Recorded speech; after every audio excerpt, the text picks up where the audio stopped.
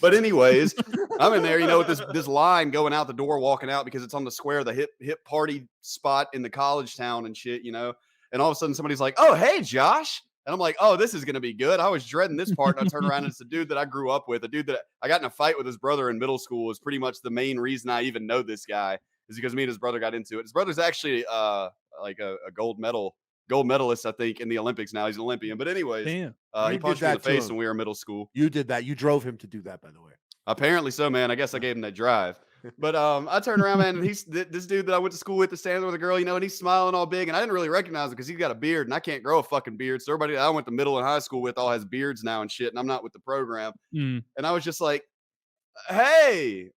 And he said his name, and I'm like, of course I should know this dude. I literally have known him since like second grade, We're shooting the shit and all that.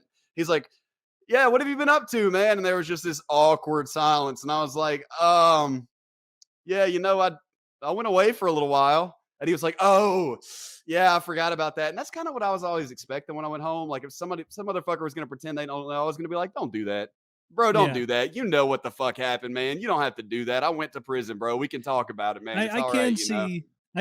Definitely everyone you knew wasn't that clued into it. So I could definitely see one of your friends being like, "It's been years. What's new?" And it's like, prison. See, that's the main thing is the people that didn't write me and shit. Like people that were my best friends, quote unquote, I was like, "Oh yeah, they're going to be totally like, what happened, bro? You just disappeared one day." And I was just, dude, don't even bother with that. Am I the only one that doesn't know Josh's prison story? I didn't know it, but I read it like as soon as I got in here. All right. I'll do my own research. Gotcha. Josh has been on the show, and it has many very, very enthralling tales. Kyle. Every time I start thinking me and Kyle are friends, bro. Did you hear what he said? I said you're a terrorist. I read the article. Only. I mean, he's right, but damn, he's only a terrorist if we want to get technical. On paper, I'm a terrorist. I'm not really. I'm not actually. There are guys in Guantanamo Bay who aren't as much of a terrorist as you were. Probably so, though, to be honest. There are probably dudes in there that did less than I did, and I didn't hardly do shit. But we got a couple in there that probably were just like selling dates on the street, but they looked like a guy. They fit the bill. With a beard. They were charged with being Arab in the wrong place at the wrong time. Is that Muhammad? Is that this guy? That's him. Hey, are you Muhammad? Yeah, we got him. Wait, but all 11 of us are named Muhammad. No, we got one. We got him. Sir, you're going to love it. We got the entire Black Angels. We got them all. Sir. Yes, Muhammad. They're all admitting it. They're lining up. So they all confessed. They all gave us a thumbs up. But yeah, to answer your question, Isaiah, yes, Josh went to prison for RuneScape-related threats, I guess you would say.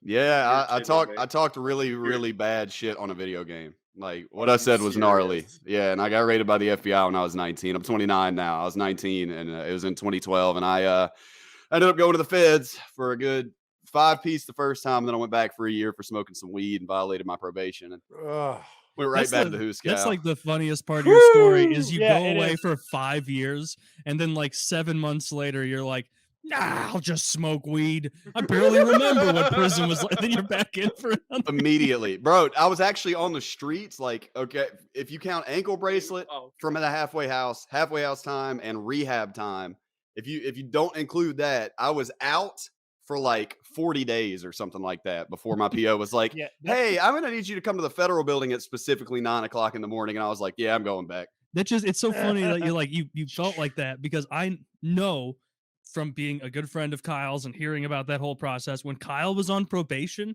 he was like, "What? Well, yeah, I guess I could technically have a couple beers, but I'm not touching that shit. I'm not touching alcohol. Are you going to sneak some weed? No. What are you, crazy? No, I'm going to stay sober for 2 straight years. I'm never going back to jail." And so like seeing Kyle's resolute, like not once wavering, and then you like 5 years, 10 times as much time, even more than that, is that he spent in there, and you're like, "Yeah, I want to get stoned." I yeeted it, bro. And I have to say that I'm not trying to make excuses or anything, man, but that's probably a part of it, because I came out fucking confused, dude. People were speaking differently, and it was way different than I thought. You can't get it through a TV or a magazine. You can't get cultural changes like that. Yeah. And I just came out cultural changes. I'm confused, dude. And I just went back to doing what I did best, man. I'm not proud of it. It's not a smart thing to do, but I was like, I got back to drinking and smoking.